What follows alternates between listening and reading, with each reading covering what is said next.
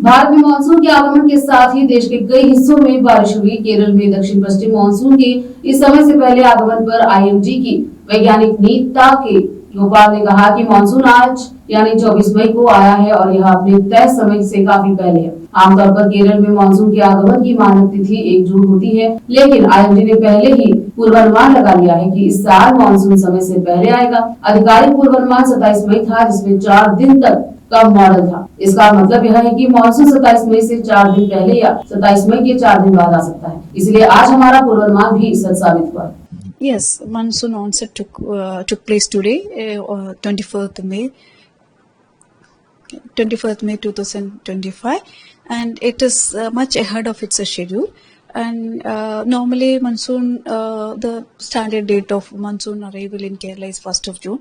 But IMD has already forecast that monsoon will be reaching early.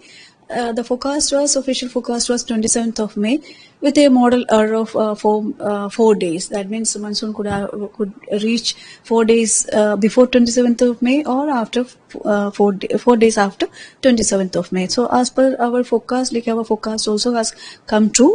Today there are 4 criteria which we follow for declaring the onset of monsoon. So all 4 criteria met today, and we officially announced that the